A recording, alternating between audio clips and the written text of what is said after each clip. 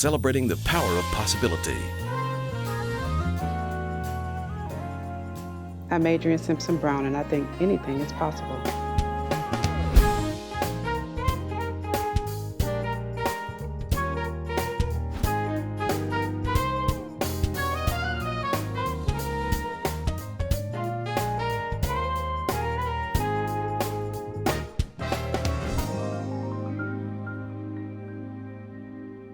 Welcome to Anything is Possible. I'm Halloran Hilton Hill, and these are great stories about great people whose lives prove possibility. And my guest today is Adrienne Simpson-Brown, Chief Probation Officer for the Eastern District. Welcome to the broadcast. Thank you. Thank you for having me. Where are you from? I'm originally from Mobile, Alabama. Tell me about growing up in Mobile, Alabama. Oh, wow. I was raised by my grandparents, who brought me up in a close-knit family. We lived in a close-knit neighborhood, and it's sort of like, back in the day when, you hear people say it takes a village. So the whole neighborhood loved on me and took care of me. And so grew up very raised Catholic. Oh, really? Yes. That's yes. different. Yes, raised Catholic. My grandmother was Catholic. My grandfather was a Pentecostal preacher. So the mix was different, but it allowed me to see and appreciate different faiths. And so that upbringing has laid the foundation. What are their names, your grandparents? My grandfather, Cecil Simpson Sr. Grandmother was Gracie Elizabeth Simpson. What did you take from them? Wow. Hard work, dedication, loyalty to family, and service to others. My grandmother was, she had a servant's heart. And I can remember times when we had a neighbor across the street who moved to the neighborhood from Akron, Ohio, and with two grandsons that he was raising. He was disabled, and they didn't have much. And my grandmother every day would take a plate of food to them to feed them. And so whatever we had, they had. And so she, in watching her take care of us and take care of, people in the neighborhood and the friendships that she had. Her best friend lived next door. One of her best friends lived up the street. So that knit just laid the groundwork for me. And my mother was there as well, but my mother had me very young. So she was young, but she was in college, so not really ready to have a youngster. And so my grandmother swooped in and took over, and so the family pretty much raised me. The energy that you give off, Mm-hmm. like when you walk in a room, I would name it determination. Ah, yes. You seem like a very determined, Mm-hmm. focused person. Mm-hmm. Is Very that accurate? good. Is that accurate? Very good. Very good. Is that accurate? It is accurate. Where does that come from? I would say it really came from, I used to sit on the porch. I love to read, and I used to sit on the porch after I did my chores and everything, and I had free time, and read books. Chores. Oh, yes. That's old school. That's old school. We need to bring it back. You cannot go outside. You can't do anything until your chores are done. So once my chores are done, I'd sit on the porch and I'd read books. And it took me to another place and allowed me to imagine myself somewhere other than, not that it was bad, and I had a great childhood, but just the possibility of what I would like to be when I grew up. And so I was always determined to do something more. And I always had that inner feeling that I could, God put me on this earth for a reason. And it was my determination to figure that out. What were you imagining? Originally I wanted to be a child psychologist. Then I knew I did not want to be anything in the medical field, too queasy. And there were certain things I knew I didn't want to do, but I wanted to make a difference, and wanted to work with kids.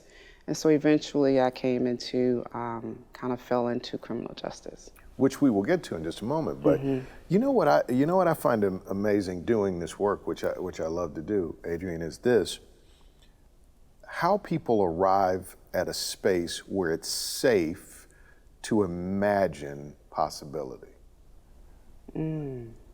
So your grandparents creating a safe enough space where from their front porch you could imagine more, better, beyond. But you are now Chief, and we got to knit together the journey from the front porch to Chief, and we'll do that. My guest is Adrienne Simpson-Brown. You're watching Anything is Possible. More in a moment. Possibility powered by Pilot Flying J, Covenant Health, Home Federal, and the Knoxville News Sentinel. Coming up. Took one CJ 100 class, and there was a guy who came from one of the prisons in Alabama and spoke to us, and I was hooked. So you go to school. Where'd you go to school? What did you do in school? Went to Catholic high school. Were you an athlete as well? I was. I played basketball in high school for a couple of years, 9th and 10th grade, JV and varsity at the same time. And so I played until I could have played my whole 4 years there, but my grandmother was diagnosed with cancer when I was 16, my sophomore year. And so I made the decision to stop playing basketball because I felt like I needed to be at home with her. My mother was her caretaker, her primary caretaker. Everyone pitched in, but my mother was a huge impact in taking care of her, and I helped out. And so I felt like it was more of a burden for me to play basketball because the family was rallying around my grandmother to ensure her care. And they gave her 6 months to live, and she lived 6 months. You know, technology wasn't, back then, medicine wasn't what it is today.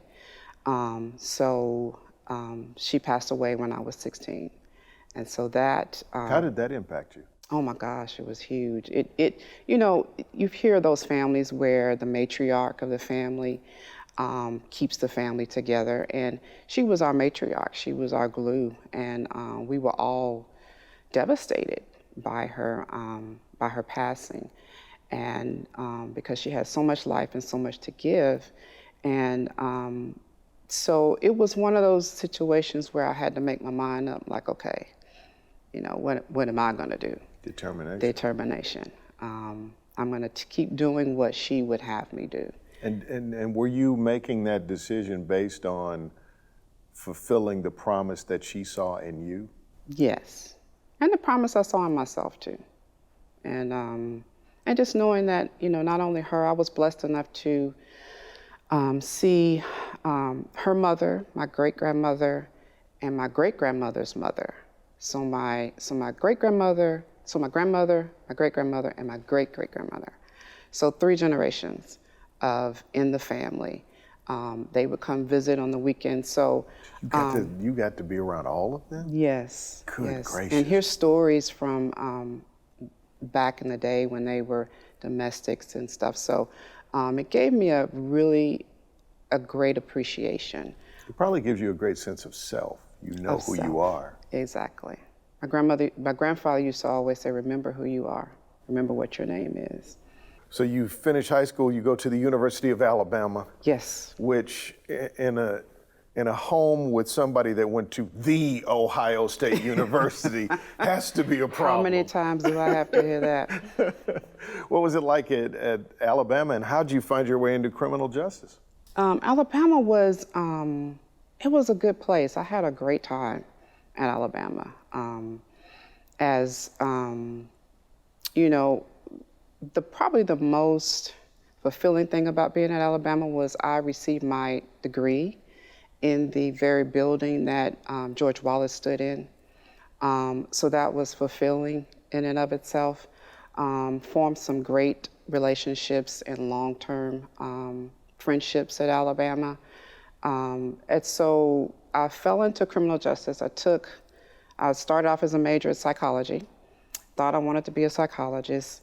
Part of one of my classes, I had to work at Bryce Hospital, which was in a mental hospital adjacent to the campus. And I got there, and I'm like, I don't know if I want to do this or not. Took one CJ 100 class, and there was a guy who came from one of the prisons in Alabama and spoke to us, and I was hooked. What hooked you? What hooked me was his story about why he committed his crime.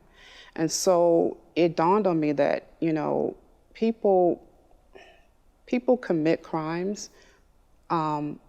Usually there's a reason for in his situation. And so I flipped and made CJ my criminal justice my major, psychology my minor, and I focused on the theory and the why of people committing crimes. So that's what intrigued me. Do you feel like your work is a calling? In a sense, yes. In a sense, yes. Because there is so much more to people than what they are charged with or what they're convicted of. So tell us, what do you do? What is the Chief Probation Officer? So the Chief Probation Officer, any Chief Probation Officer across the country, is responsible for the administration of the probation office. So I have to make sure that the people, the officers, the supervisors, chief and deputy chiefs and assistant deputies, if there are assistant deputies, are carrying out their jobs. So probation officers are twofold. We do statutorily required to protect the community and to help reintegrate people into society. And so those charges are handled by probation officers who are supervision officers, and those are the officers who are out in the field, checking on people, making sure they're going to their classes, making sure they're doing their drug tests, and following the orders of the court. Then there are probation officers who do pre-sentence reports for the court that help the court decide what sentence a person should get. You're the first woman of color to do this? No, not at all. I'm the first chief probation officer, first female chief probation officer that's African American. So there have been other females and other African Americans that have been probation officers in this. What's that journey been like? It's challenging, but fulfilling at the same winners. time. Winners will summarize, tremendous struggle with a word like challenging. Mm-hmm.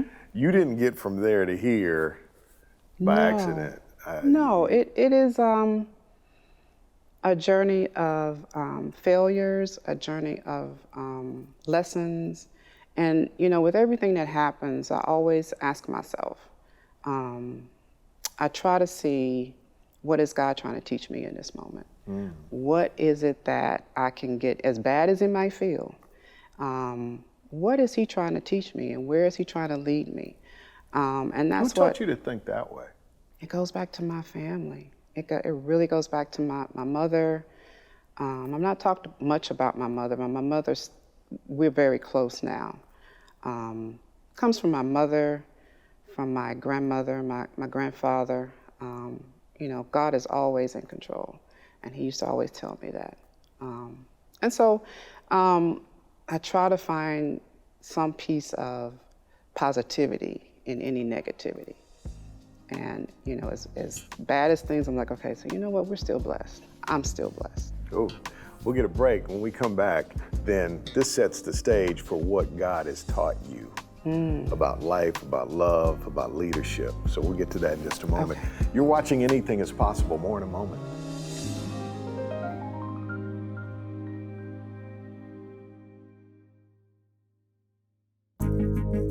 You have such a cool cover that I would never imagine struggle.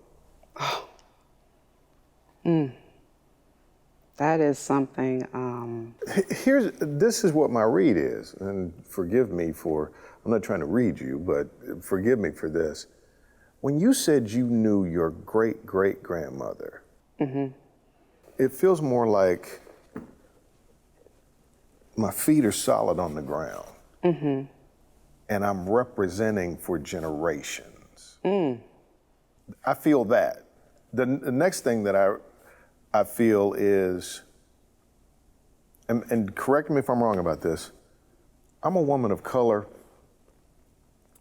and I owe it to myself and to the world to bring my A game everywhere I am. Because I have children that are watching me, and I have generations that I'm representing, and I want to stand in this moment in my dignity. You hit it on the head. I don't talk about it, and it's something that it is very, probably in the back of my mind. And as I carry myself and as I represent, as you say, for my daughters, they're watching. They are sponges. And I even noticed my little one, I caught her the other day. Their names and ages? Adriana, she is 16, and Christiana is 8. Wow. Yes, 8 years, yes, apart. And so I noticed Christiana cleaning up after dinner, and she cleaned up the same way. She did the same. I watched her. And as far as meticulously putting things away, and I'm like, wow. So they're watching, and other people are watching too. And it is definitely me representing my family, you know, my gender, my race, making sure that that what people see in me is positive. And the other thing is, it's also a way for me to connect with people. I think that we have more in common than we do differences. And so it's also a way for me to connect and to find that commonality with the other people that I am dealing with in the community, anyone that I'm working with, anyone that I meet. Well, you have a beautiful power about you, and I think it is a statement of possibility. Like, this is possible. So tell me what God has taught you about family. That it is, under Him, it is the most important thing, because that's all you have is your family. When all else goes wrong, my family is always there. What does God taught you about leadership? That it should be authentic, and it should be in service to Him. What has God taught you about life, the most important things about life? That you only live it once, that it is not promised, and that you should do your best to fulfill what He has put you on this earth to do. Your daughters are watching you, and of course there's what they see, and then there's what you say. If you're sitting down with them and you're saying, I want to give you the rules of possibility, how you make things happen in life, and I want to give you the rules of success, what do you sit down with them and say to them about that? The rules of possibility. Anything is possible, and I don't mean that because I'm here. I have actually said that to Adriana because she is so talented in many different ways. She's having a hard time figuring out what she wants to do for college. And I'm like, well, sweetie, the sky is the limit. You know, whatever you want to do and whatever your passion is, that's what you should follow.